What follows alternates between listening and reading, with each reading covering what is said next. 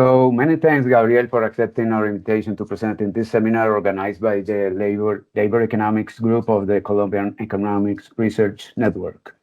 Gabriel is an associate professor and director of the Ph.D. program in the Department of Economics at the University College of London. He is also a research fellow at the Institute for Fiscal Studies, RF Berlin and ISA, and a research affiliate at CEPR and BRED. Before UCL, Gabriel taught in the Department of Economics at the University of Oxford. Previously, he taught in the Department of Economics at PUC Rio and at the Institute for Applied Economic Research, IPEA. Gabriel is going to talk about informality and the cost of children in developing countries.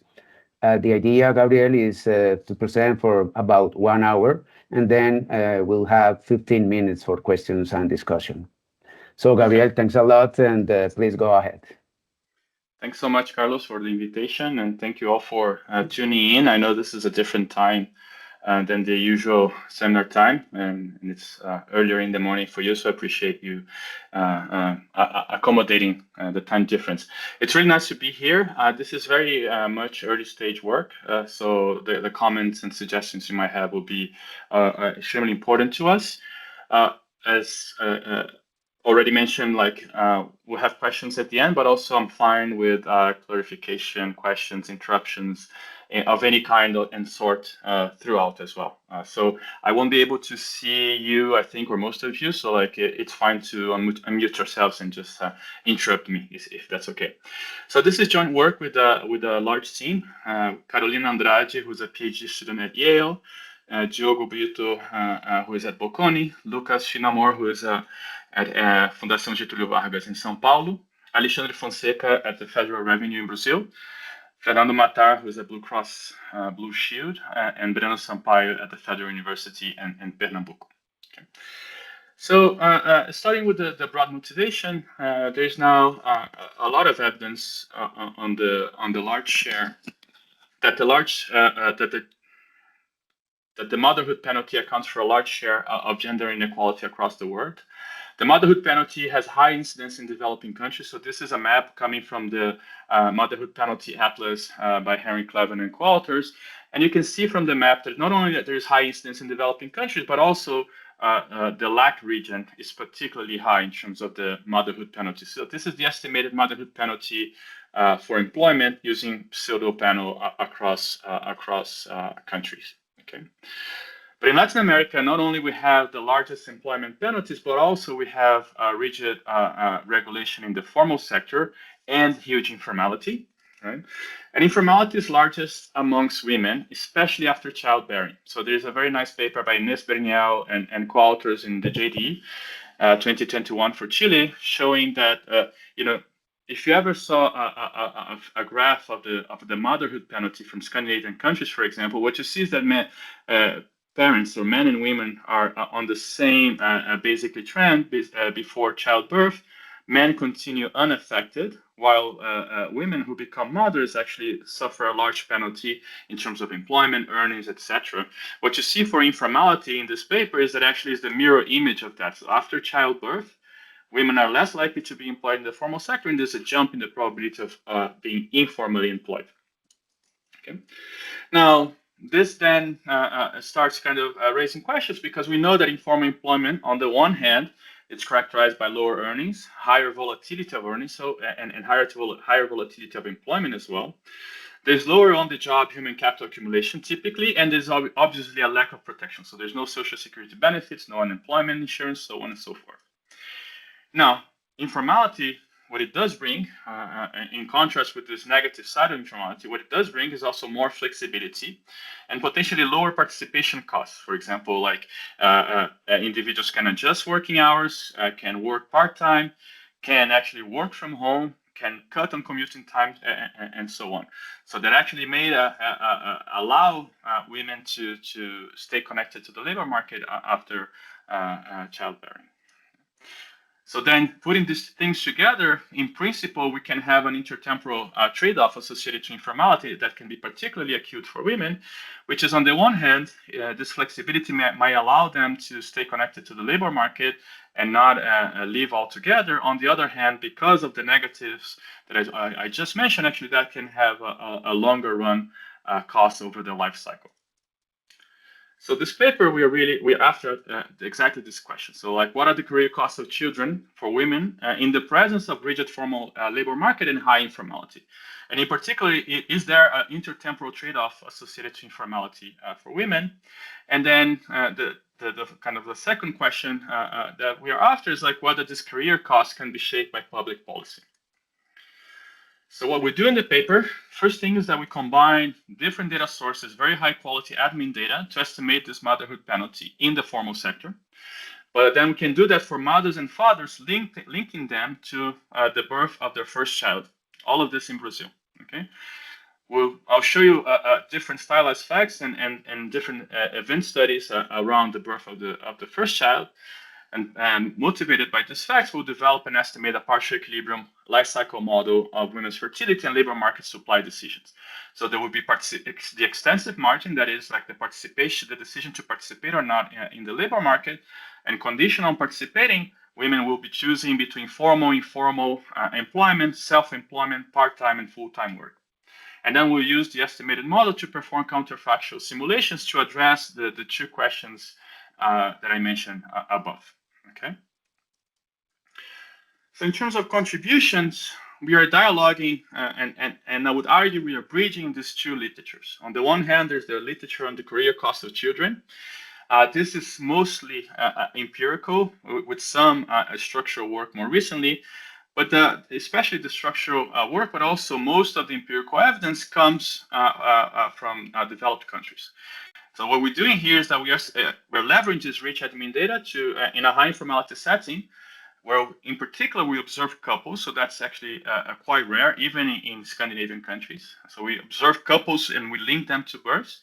And then we have pre and post birth history at high granularity and high frequency. So that allows us to estimate these penalties with high precision in this high informality context. But then also we bring in this life cycle model with informality, fertility, and labor supply decisions, which is something that is absent from this career costs of children literature. That, of course, also dialogues with the labor supply and informality literature. Here we have both reduced form and structural contributions, some of which I'm citing here.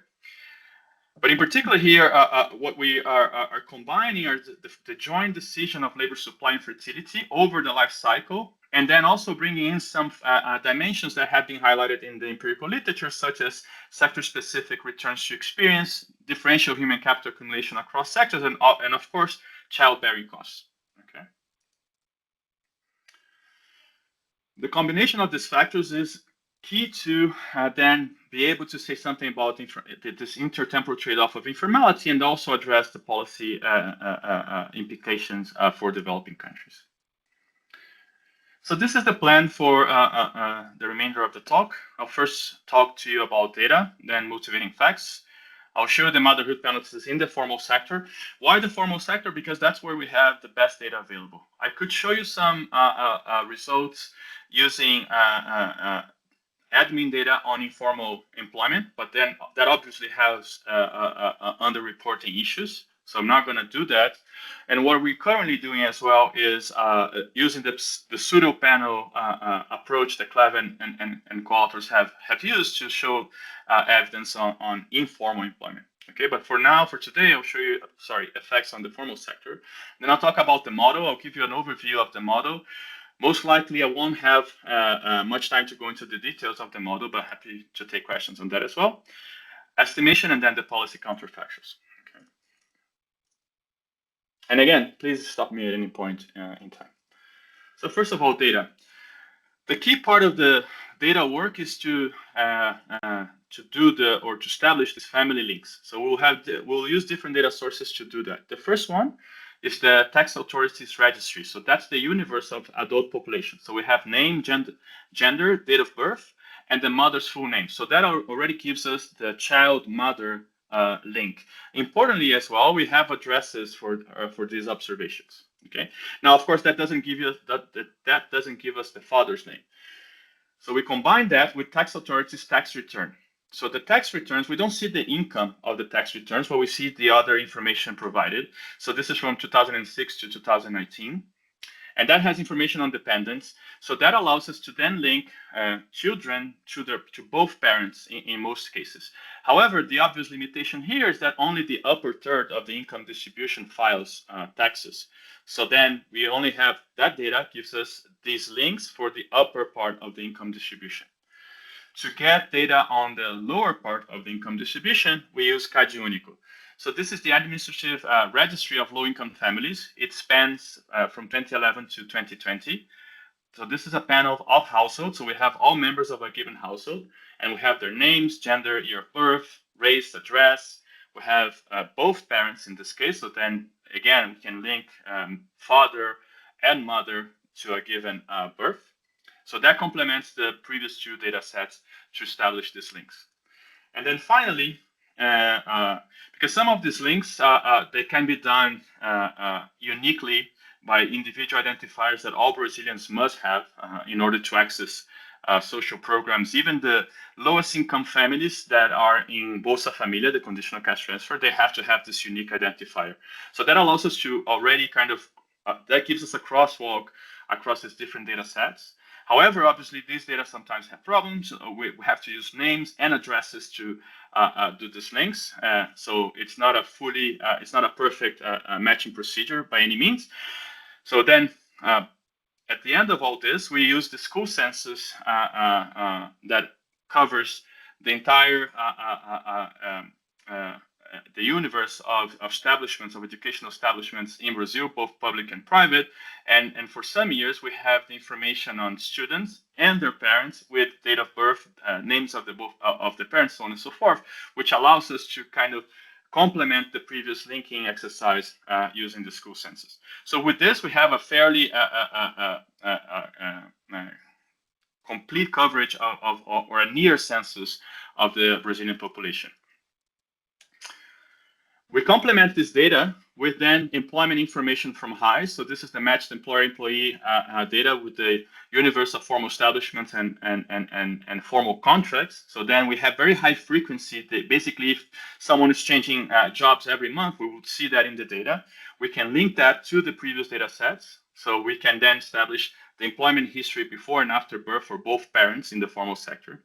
As I said, we don't have coverage of the informal sector here. We actually have coverage of the informal employment in the CAD Único in this third data set.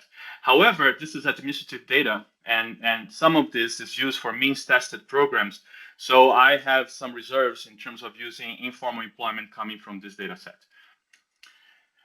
Then we use the PNAD Continua, which is the National Representative Household Survey. This is a quarterly panel, rotating panel, that has that traces a given household for up to 16 months. So that provides us with transitions in the labor market that we can use to discipline the model and estimate key parameters. So we use some of the moments coming from the PNAD Continua for that. And then finally, the decennial census from 2010 will provide us more detailed information on labor market outcomes at the city level, which at times will be useful in the estimation. Okay, so with this, I'm going to start providing some motivating facts. Okay, Carlos, until what time should I plan the presentation? Until 11:30. Okay, perfect. So let me first establish some facts regarding the absence, actually, of flexibility in the formal sector. Okay, so this is from the PNAD Continua, and this is the share of people who have part-time contracts across these categories. So men with at most completed high school, men with more than completed high school, women with less than completed high school, women with more than completed high school. So you see that actually the share of people in the formal wage employment sector that have part-time jobs is very low. At most, women with more educated women have 8% of them have part-time contracts. However, when you look at informal wage employment and self-employment, then there is a clear gradient, not only across educational levels, but also across gender and across occupations. So the self-employed, especially women, not so much men, but especially women, have a much higher share of part-time contracts or part-time work when working as self-employed and working as informal wage employee. Okay. The second dimension is whether or not individuals work from home. This is pre-COVID information, by the way. Okay. Again, here in the formal sector, you see a very low proportion of individuals working from home. When you look at informal wage employment, that remains low, but when you look at self-employment, this is very high for both men and women, but particularly so for women. Okay, so that's another dimension of flexibility that could be particularly relevant for women if they want to save on commuting time, for example, to be able to accommodate time for child care, but also household care in general. Okay. By the way, like I'm taking as a given this equilibrium and these gender norms prevailing in our region, which actually in which women are overburdened with childcare responsibilities, but also home production responsibilities. Okay, we're taking that as a given. We're not going to the business of looking at the origin of this split. Then finally, in terms of commuting time, conditional on commuting at all, okay, we see that people in the formal sector have the highest commuting times, and actually conditional on being formally employed, there's no meaningful differences between men and women. However, there is, again, a clear gradient across occupations, and informal wage employment implies already substantially lower commuting time, but in self-employment in particular, much lower. Okay, so this is just to motivate some of the things we'll be incorporating in our model in terms of the added flexibility that informality and self-employment may provide to women. Now, if there are no questions, I'm going to present to you then the estimated motherhood penalties in the formal sector. So how do we proceed to estimate those? So we will leverage the individual level panel that we have with employment information in the formal sector, plus the family links from 2002 to 2019. Okay, so we will focus in this exercise and for the rest of the paper, we are focusing on individuals with at the most completed high school. So these are the lower skill individuals in Brazil. But keep in mind that in Brazil, as in Colombia, the fraction of people with higher education is still fairly low, especially compared to developed countries. Okay, but this will be the population of interest, also because this is the population that has less access to childcare services, because higher skill, higher income women can outsource some of these responsibilities by hiring someone or hire a childcare provider. Okay. So we're going to implement a difference in differences with matching. The treated group are the parents who had their first child in 2012 or 2013. And the potential controls are all parents who had their first child 4 years after, so between 2016 and 2017.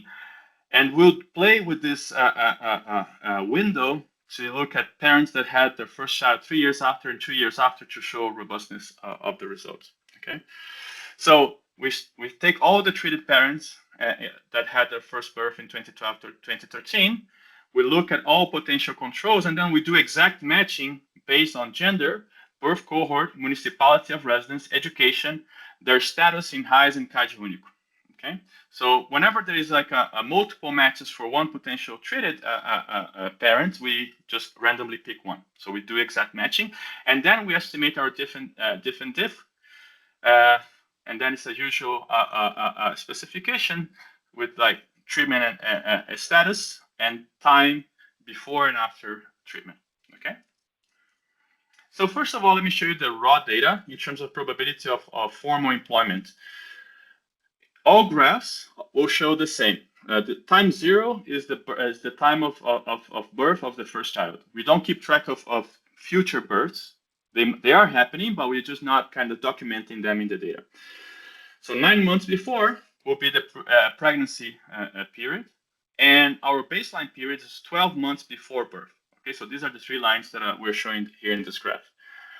And then we have 24 months before birth and 42 months after birth in terms of outcomes of these parents. So here, on the top of this graph, you can see the behavior of treated fathers and the treated and control fathers. Okay, raw data. What you see is they are following a common trend before pregnancy, before birth, and then they continue basically unaffected. Okay. In contrast, you can see women here, and the first thing to note is the massive difference in levels between men and women. Okay, the average formal employment probability for men is about 50 to 60%. The average probability of formal employment for women is half that. Okay, now treated and control women are again on top of each other up until pregnancy. And this is again, like, let me emphasize, this is the importance of having high frequency data, because typically the literature, they look at years before and years after birth.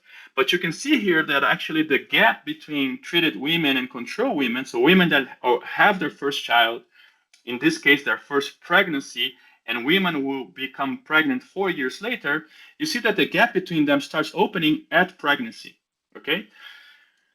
And that this gap opens substantially until pregnancy, stabilizes until basically the maternity leave period in the formal sector expires, and then there's a further drop, and then a bit of a reversion, but not much.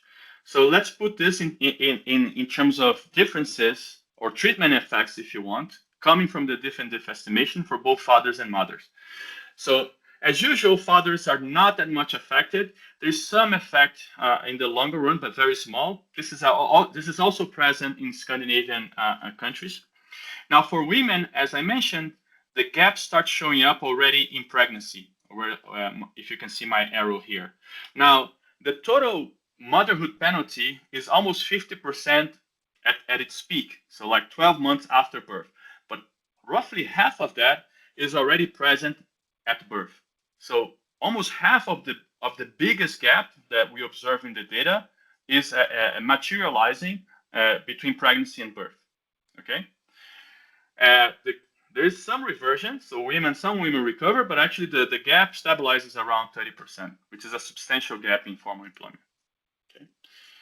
Now you might be worrying about the use that we're using people who are going to have their first kid 4 years ahead. So that could be a different group. So some of the results could be driven by that. So we redo the same exercise for people who have their kids 3 years after and 2 years after. So these are the blue and black curves here compared to our baseline estimate, which is the green triangle. So people comparing to people who have their first kid 4 years after. And you see that the trends are basically the same, except that, we have to cut our analysis earlier and earlier because of the control group that we are using. But basically, the curves are right on top of each other. Then finally, let me focus on this graph.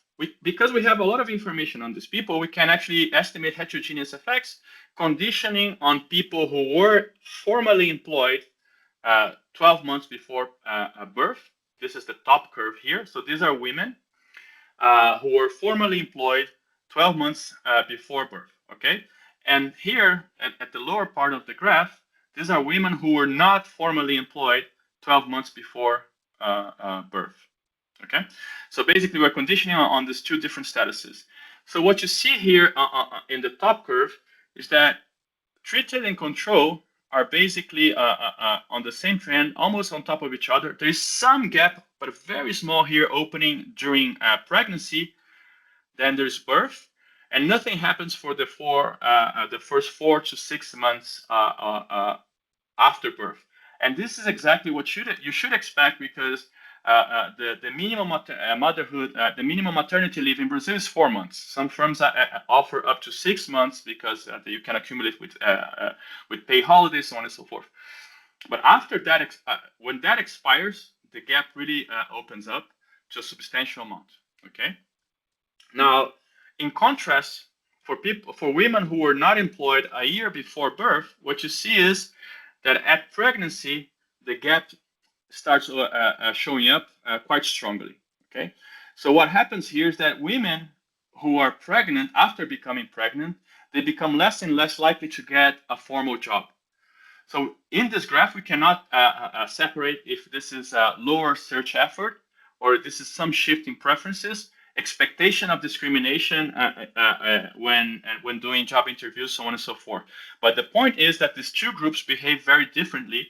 And this lower part of the graph is actually something important to incorporate in the analysis, because there is something in the way the labor market, the formal labor market is functioning, that it's either discouraging pregnant women to search for formal jobs, or is discriminating against them, or is reducing their search effort. Okay?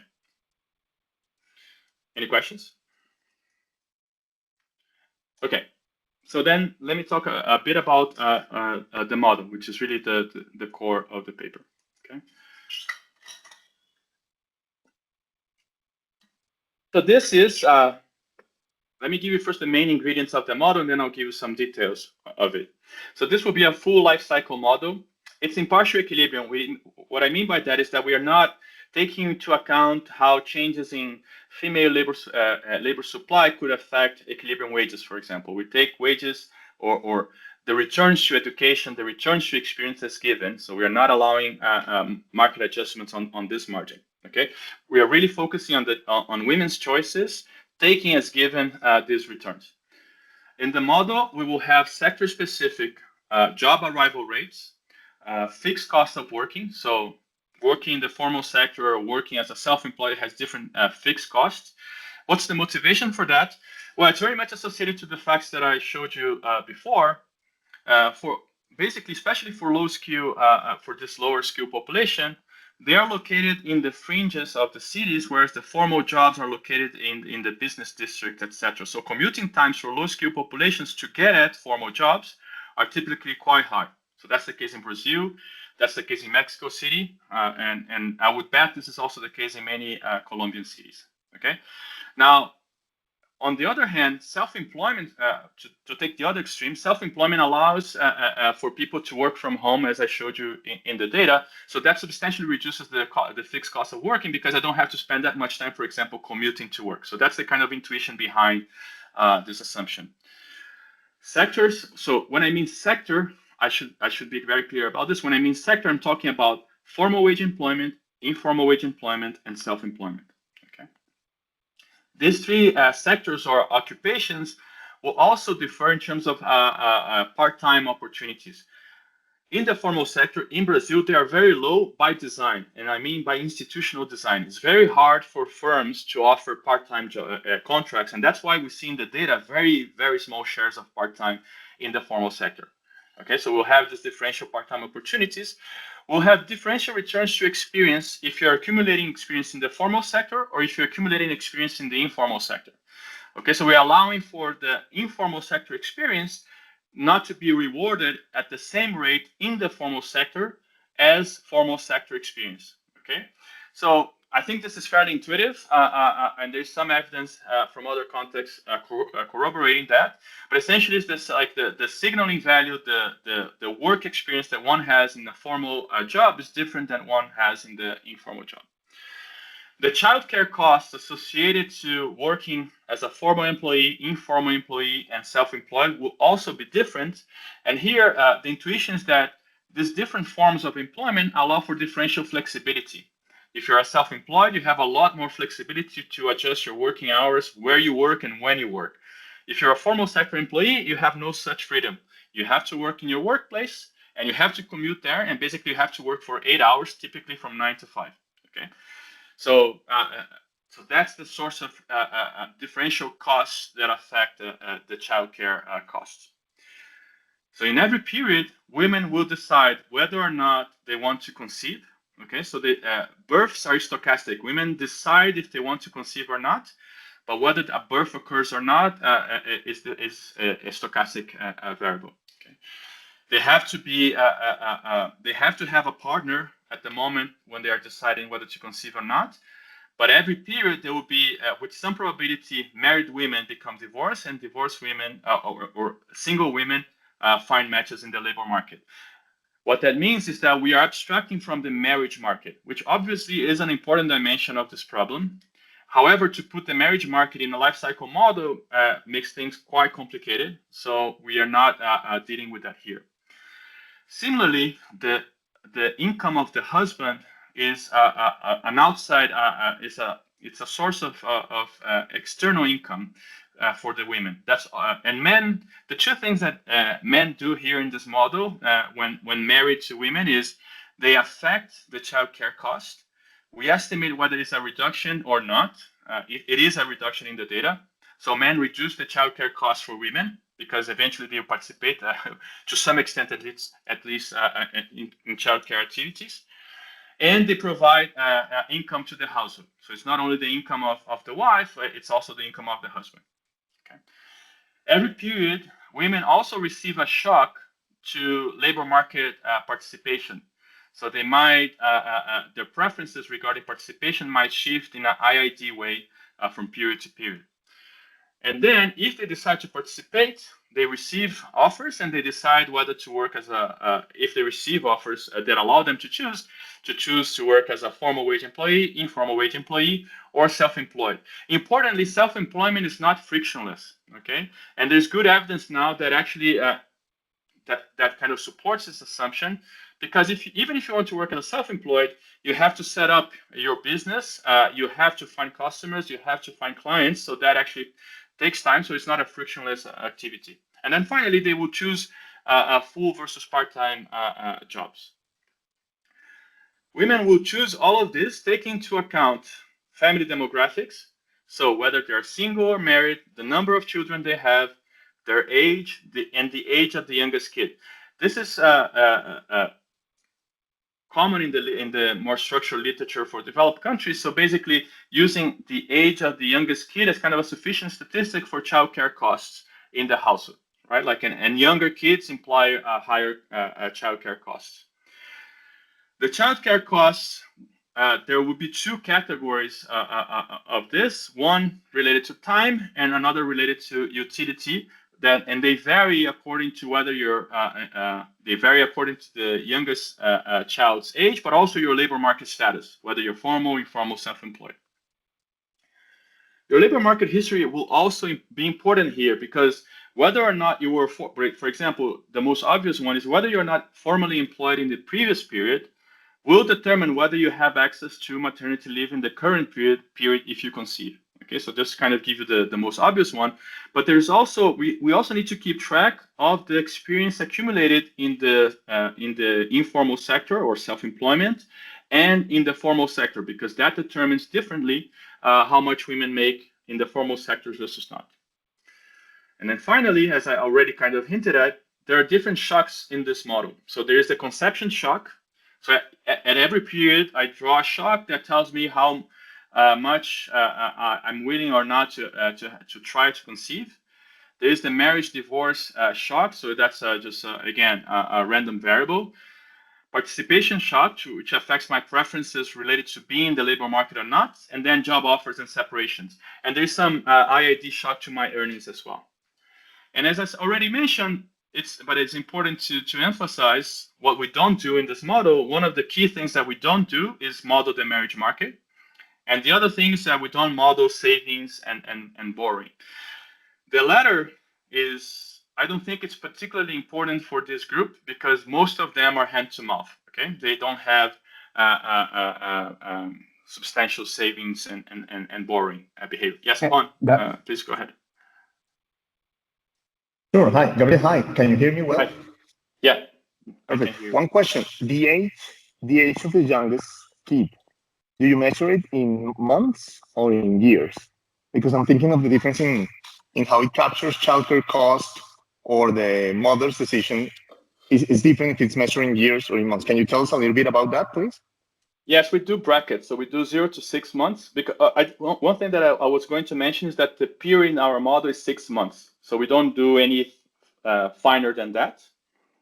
But then we differentiate whether if you're in the 0 to 6, 6 to 1, 1 to 2, 2 to 4, and then 4 to 6, and then we stop kind of keeping track because the childcare costs stabilize after 6 years or something like that. So we do we allow for more detailed curvature of the childcare costs in early years because that's where people who have kids know that these are kind of the key periods in terms of time-intensive childcare. But then we make this a spline in child's age. Is that your question? Yeah, that's what I was thinking. Thank you. Yeah, thanks. No problem.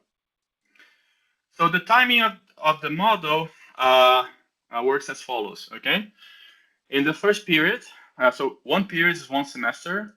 So time period starts. Women observe this conception shock. Okay, whether which is going to shift their preferences for having kids. It's just an intercept shifter. Given that, they decide they make their conception decision. Okay, it's a binary variable. Then they observe their participation shock. Okay, so that's kind of an intercept shifter for whether they want to be participating in the labor market or not. Given that, they choose to participate or not, and if they are in the labor market, then they will observe what's happening in the labor market. They will have a separation shock if they are employed, so they know if they are exogenous separated from their employer. There's no endogenous separation in this model. They receive offers, part-time, full-time, formal, informal, and self-employment. Based on that, they decide where and how much to work, part-time or full-time. Then they work, they enjoy consumption. At the end of this, they observe the demographic shocks, which means that they observe whether they are continue to be married or not, or if they're going to be divorced next period, if they're going to be married next period, and whether their child will be born or not next period. Okay. So this is the state space for the problem. Okay. Well, the first one is women's age. The second one is their marital status, married or not. Number of children, age of the youngest child. Then in which sector they were last period. And then the two experience parameters, general experience and formal experience. Okay. So then again, this is important because the size of the state space quickly complicates the computational burden of the model. Conceptually, we can expand this and think about an ever richer decision tree. But then also, once you have to keep track of that and compute these different decision nodes, the state space increases the complexity of the decision problem exponentially. Okay. In terms of the utility function, I'm gonna give you some details, but then in the questions I can get into more specifics. But I think this kind of gives you the gist of the main forces in the model. There will be a CRRA utility function, okay, in consumption and leisure. Then there's a utility cost of working when you have a young child. This utility cost depends on the age of your youngest child. And as I mentioned already to Juan's question, there will be changes in terms of that on the age of the child, and that can be quite fine-grained in the beginning. Whether you're employed, unemployed, whether you are formally employed, and so on and so forth, and whether you're married or not. Okay. Then these are the shifters I was mentioning. So this shifts my preference for participation, and this is the shifter for my preference in conception. And then finally, there is a fixed cost to participation in the labor market.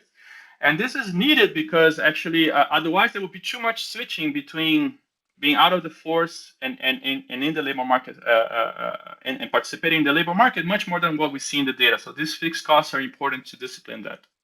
Okay. In terms of time, or a key dimension here is because we have no savings or borrowing, women eat whatever they earn, right? Now the adjusting variable, say in utility, will also be one of the key adjustments here will be leisure time. So if you're out of the labor force, we normalize your leisure to 1. Okay. Now if you're unemployed, your leisure time already falls by HU because you have to search for employment. Okay, that's the difference between being out of the labor force and unemployed. Now, if you're working, then you're gonna have different time costs. First of all, how much you're working, which could be part or full time. Then the fixed costs that I already mentioned that are different for formal, informal, and self-employment. Okay. Then again, this intuition that you have to pay a fixed cost for these different types of occupation. And then if you have a child and you're working, you have childcare costs in terms of time. So remember, there's this childcare cost in terms of time and the childcare cost in terms of utility. Okay, these are two dimensions of childcare. How do experience and earnings evolve in the model? We have potential earnings here, which is the deterministic part of earnings. So you have an intercept. If you're formal, so this is the first one is for formal employment. You have the formal intercept. Then you have returns to formal experience and returns to general experience. So that's the experience you accumulate outside the formal sector in self-employment or informal wage employment. And then if employed in the informal sector or self-employment, the two types of experience have the same return, and they're just kind of perfect substitutes in terms of what you earn in those sectors. Okay, and they have specific intercepts. So then your gross earnings grows because like we're gonna adjust, we're gonna impose an adjustment that combines taxes and benefits from being formally employed, which are not available when, or do not, you're not taxed when you're in the informal sector, okay? But we have hourly earnings, then we have a shock to your hourly earnings, and then if you work part-time or full-time, that affects the level of your total earnings, okay? Then finally, as I said, the periods is a semester here, so this is a bit of, if we really wanted to nail this, we would have to have a monthly a model which with a period at a monthly level, which is completely unfeasible. So we do a semester. So that's exactly the duration of the maternity leave and also pregnancy in our model. Okay, obviously pregnancy is 9 months. Maternity leave can vary from 4 to 6 months in the data. So that's kind of the upper bound, and then underestimation of the time for pregnancy. But then if you're formally employed in the previous period, you decided to conceive and your child is born in the next period, you can enjoy maternity leave, which means that the woman cannot be fired. She remains in the formal sector without working for 1 period and receiving her full earnings. Okay, so it's like she's out of the labor force, but receiving her formal wage for 1 period. So I think we're in good time. So I'm going to give you an overview of the estimation, okay? Because I don't think there's so much that I think we're going to gain more by discussing the counterfactuals the counterfactual results that come after. But the first thing we need to do is we need to parameterize a few things here in our problem. For example, we need to parameterize how experience is rewarded, that function age in the wage function, how is that specified? We need to specify the shocks. So basically we assume normal shocks for participation and conception. We need to establish a probability function for the probability of conceiving a child, which we borrow from basically the medical literature. And we do all of that. And then we do a 2-step estimation procedure. We set some parameters outside the model. So just to give you a sense of what we're setting outside the model, the discount rate, basically we set it to 1. So we're not dealing with this is not playing a role here. The coefficient of risk aversion, the earnings intercept we estimate from the PNADSI, the variance of income shocks we estimate from the PNADSI and the National Household Survey, etc., etc., etc. Okay? And then we take those parameters as given, and then we go to the second stage and we do a simulated method of moments. Which basically, we have a set of moments from data. And a key thing that we use here is that we use the event study estimates that I showed you in the first part of the presentation as moments to be matched in our estimation procedure. So then this would be more, this is closer to an indirect inference estimator than a simulated method of moments. It's essentially the same thing. But basically, I would say like this is one key thing that we are using those event study estimates we're taking them very seriously because they are used to discipline key parameters in our model, okay? So basically we take the moments from data, we simulate our model, for a given set of parameters. We check if the simulated moments and the data moments are close enough. If they're not, we return, we guess the parameters again, and we loop around this until we minimize the distance between the simulated moments and the data moments that we estimate. Okay, so that's basically the flavor of the model. So this is, I'm going to show targeted moments, okay? So you might say, well, it's not surprising that we match the targeted moments, but actually, I think we have close to, I don't know, 80 moments, something like that. So we have a lot of moments in the data, okay? So, and there are different forces in the model, and these moments are pushing the model in different directions. So it's not trivial that it's not granted that you're gonna match all moments well. And in particular, this graph took us a long time to achieve in terms of being able to really nail the event study. And why we wanted to really nail the event study, because we think, first of all, it's very well estimated. You know, like we have high frequency data, very good data at the couple level linked to a birth in high frequency. So then actually that's revealing a lot of important forces behind the data generating process. So we really wanted to get this right. And finally, we were able to have this match, which in particular shows you that the model can replicate the fact that the gap starts opening right at pregnancy, okay? And then, of course, we have the maternity leave kicking in, etc. So this is one thing. Now, these are all targeted moments in terms of part-time employment by age of the youngest child. These moments come from the National Household Survey. Again, the model does a good job. Labor market outcomes by age. We are replicating well the life cycle profile of women's labor market outcomes in terms of unemployment, formality, self-employment. Okay. One thing, if I had to highlight one thing, is like actually the fact that we don't have savings and borrowing, and that self-employment is relatively simple here, as opposed to having a human capital accumulation that is specific to self-employment, or having assets accumulation that allow people to then at later stages in life become self-employed, could help us matching or could help explaining why there is this gap between data and model. But overall, I think we have a pretty good fit. Okay. So in terms of interesting results that the model estimation gives us, first of all, the search costs while pregnant are substantial. Okay. There is an 80% lower arrival rates when pregnant to be able to match that gap that we estimate in the reduced form. So it's a substantial cost right there at pregnancy. Okay, again, we cannot separate whether this is discrimination, women's expectation, women's preferences, but it's substantial, okay? So some more qualitative research at least would be needed to understand this better.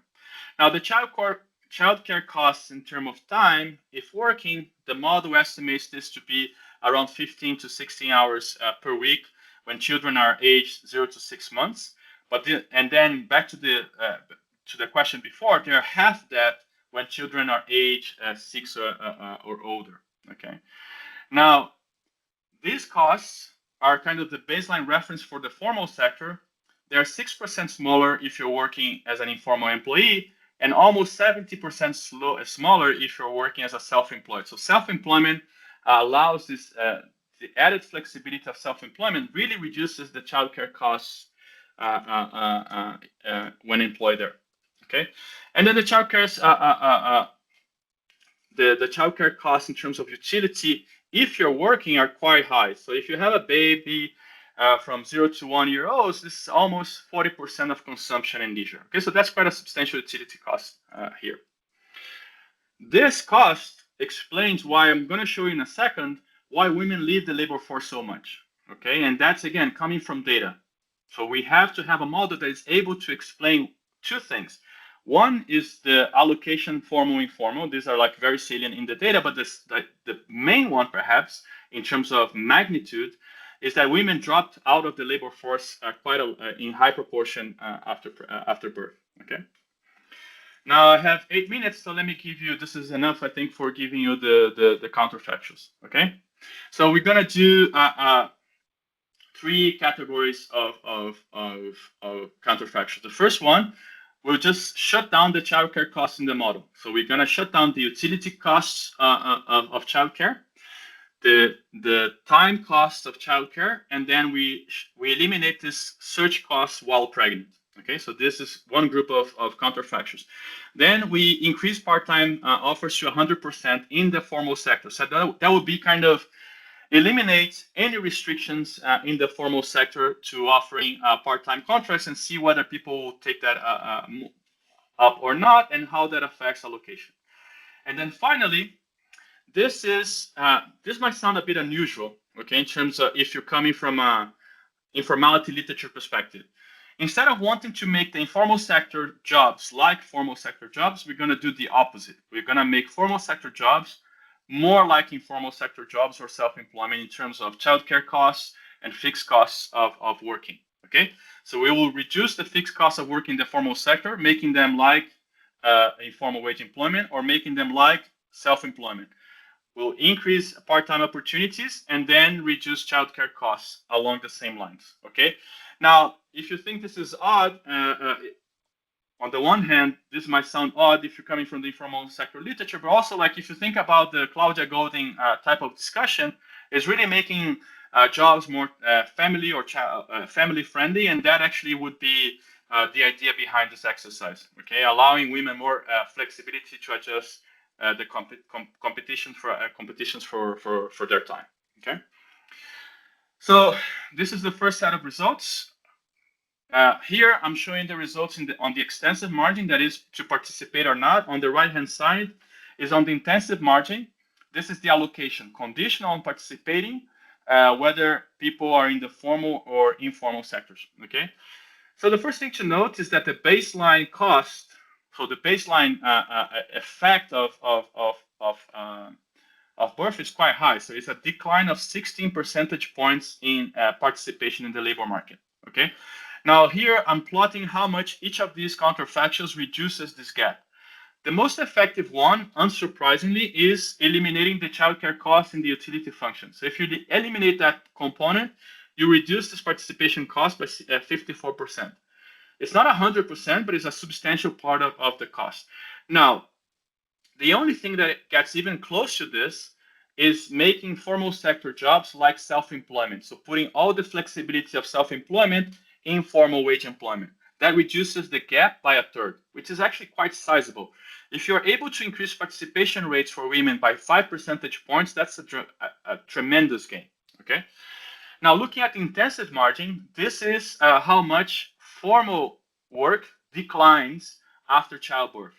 So again, this is a substantial decline. Brazil, over the 2000s, had a fantastic formalization spree, right? Like it's considered a success story. And that reduced informality by 10 percentage points. So like here, the motherhood penalty is around 8 percentage points. So again, reducing the childcare costs associated to utility does a great job in reducing this gap, but it's not the most effective one.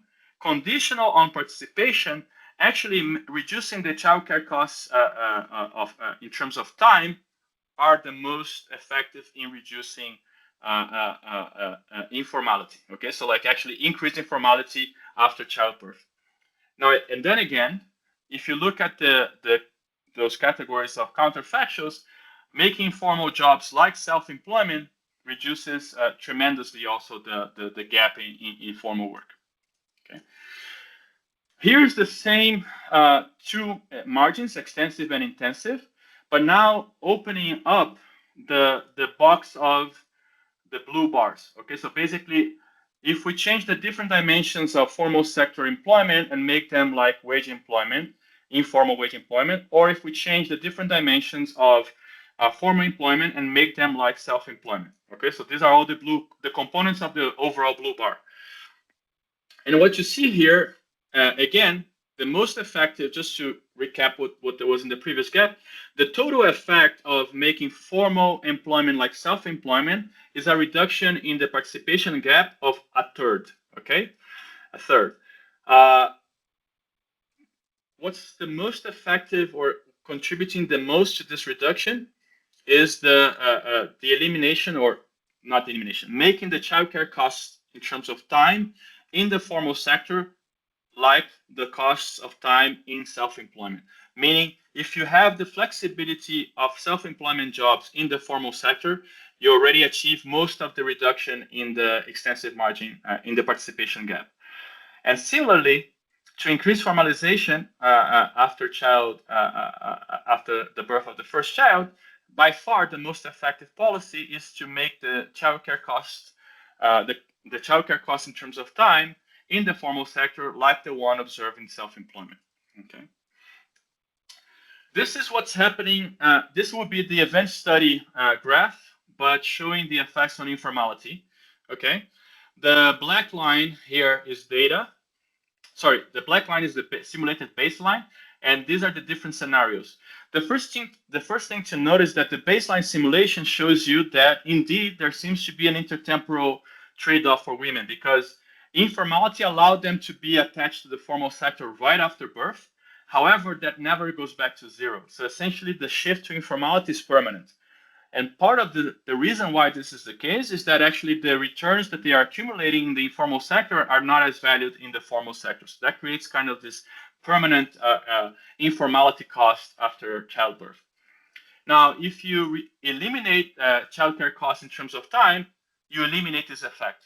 Basically, women no longer display the informality effect after that their children are like 2 years old. Okay, and the same thing for different components, but we're almost out of time. So let me show also the total effects over the life cycle of these different policies. Okay, you can look at extensive margin, intensive margin, hourly income, and then utility. Two things that take out of this graph. Okay.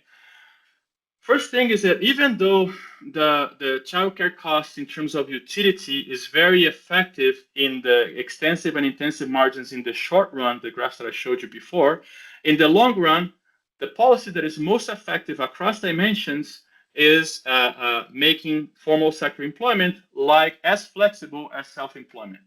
It increases participation by almost 5 percentage points. It increases intensive margin formalization by 21%. It increases hourly income, and this measure here is basically a measure of productivity, okay? And why is this happening? Well, because women now work more because they have more flexible arrangements.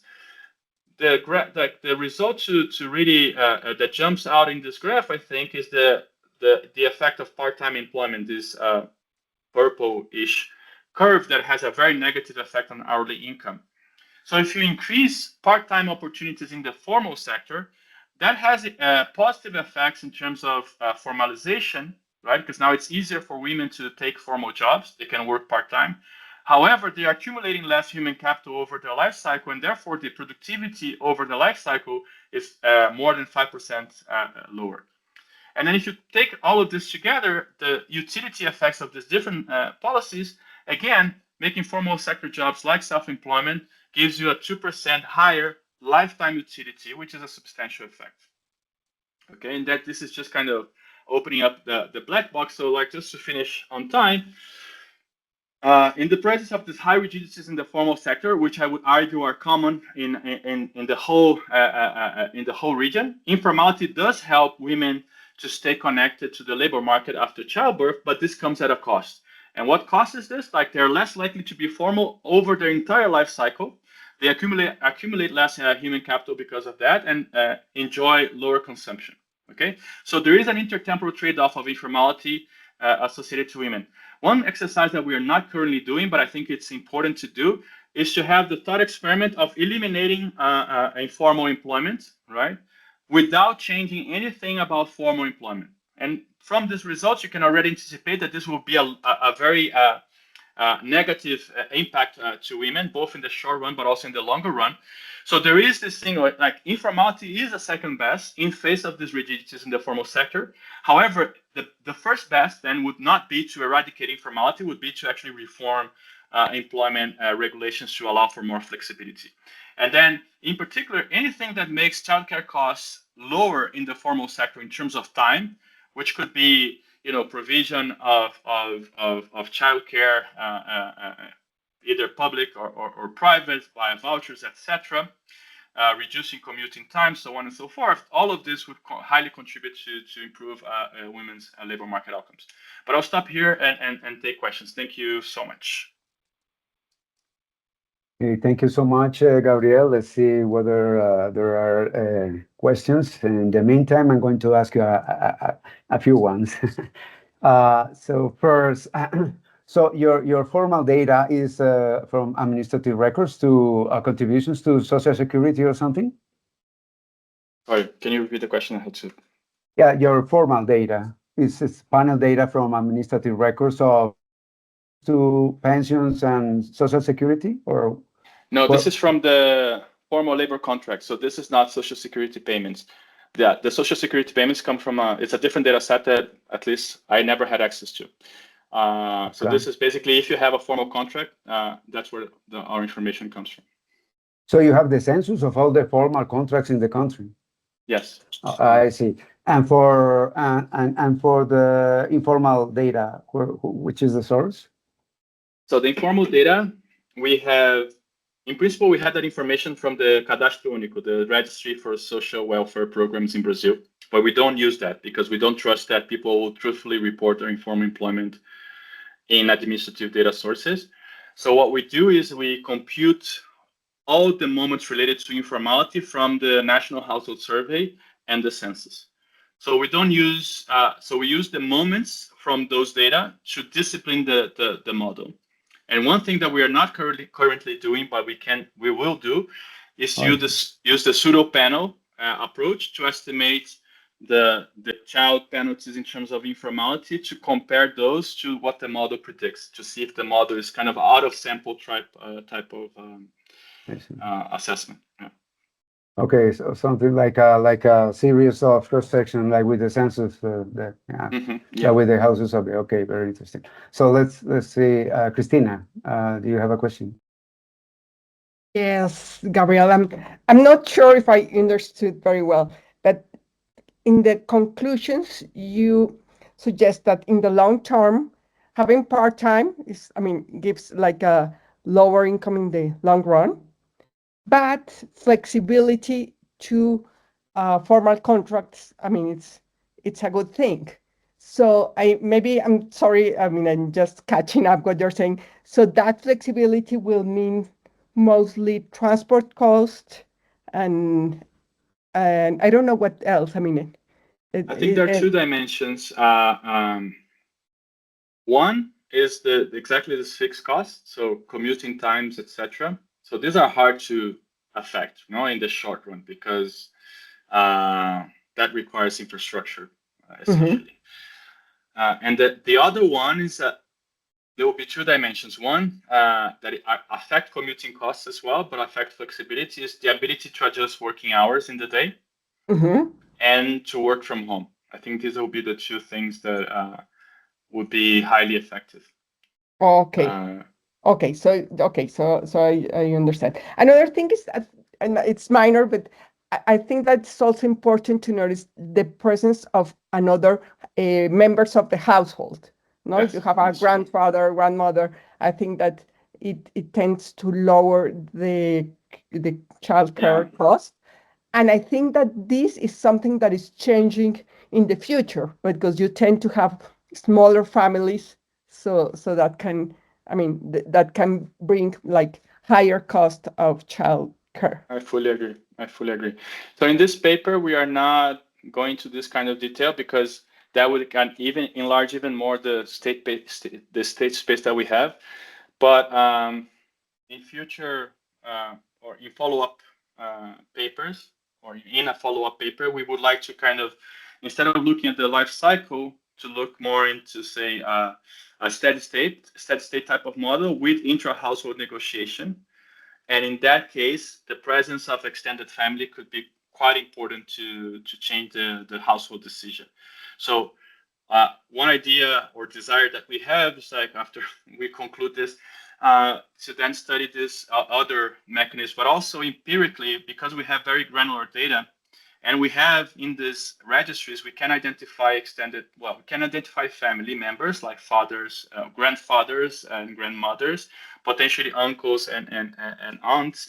And then we could see empirically how much these child penalties vary at the time of birth if you have extended family or not, for example. So that's something that we would like to do, but it's we're still far from it.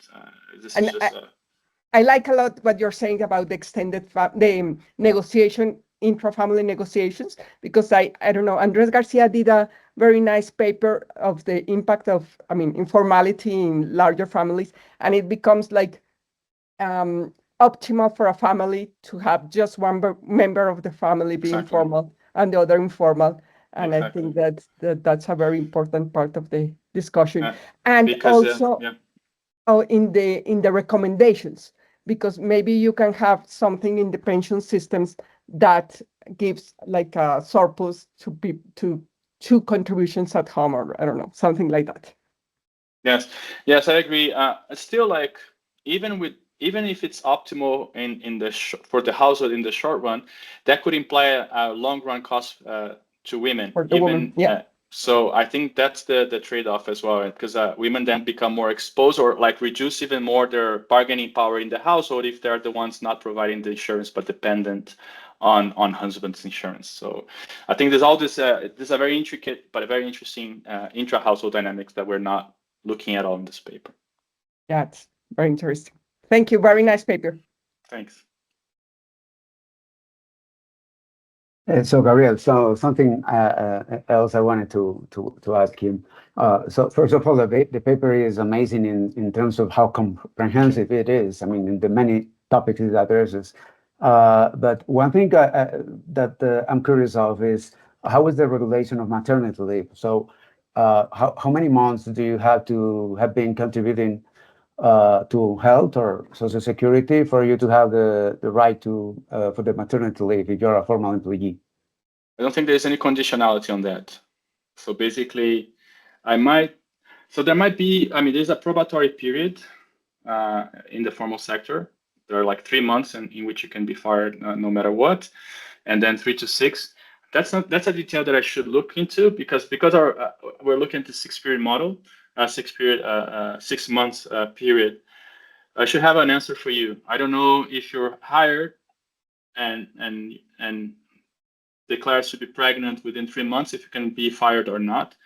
My hunch is that you cannot. So the legislation is quite strict about that. Yeah, because in the case of Colombia, the way it works is that if you contribute to social security, you can contribute to social security either because you are a formal employee and then your employer contributes for you, but then you can also do it yourself as an independent person. So and if you contribute, you will have the number of months you will have the right to have the maternity leave is proportional to the number of months you contribute within the 9 months of pregnancy. So if you contribute 1 month, you will have 1/9 of the 3 months of maternity leave. If you contribute 4.5 months, then you will have 1.5 months. So what we do observe in the data with the administrative data, monthly data, is that once they realize that she is pregnant, actually contributions increase. So it's the other way around as in the case of Brazil. No, we don't have this link for sure. We don't have the contribution benefit link.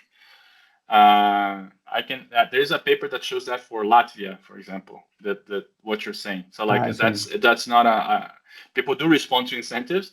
And I don't think Brazil doesn't have this kind of link. What I'm not sure is that if there is a minimum contribution period that you have to have in order to enjoy the maternity leave. That I don't know. I see. And how many periods do you have before baseline? I mean, before the 12 months before birth? We go up to at least 2 years. In like what the graphs I showed you are 2 years. We could go a bit more for some people. Okay. Let's see, Carlos, do you have a question? Hi, Gabriel. Congratulations on the paper. So I was curious about this penalty that arises during pregnancy, and what kept thinking about risky pregnancies and whether that has an effect on leaving the labor market, and also about the health of the child post-birth, right? So a sicker child may require different choices by families altogether. And so I kept thinking, I saw this in the empirical part of the paper, but I couldn't really quite see it in the model. So I was just curious about this pregnancy penalty. Yeah, no, so absolutely. Like we are abstracting from that throughout, right? Like in the data, what we see is the average penalty. I guess we have, in principle, we can merge our data with hospitalizations information.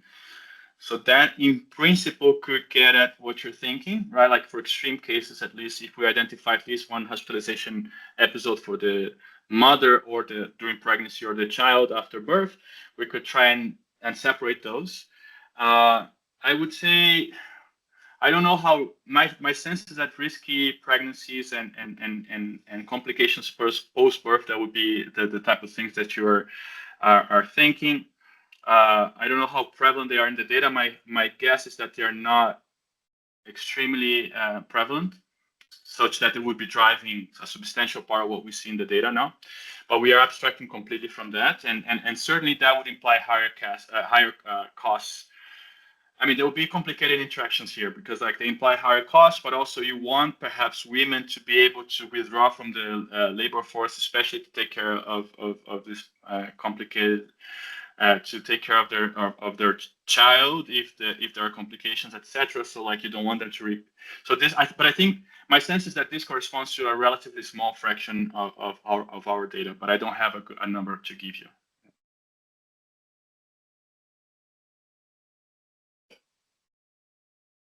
Okay, Gabriel, I guess that's it for today.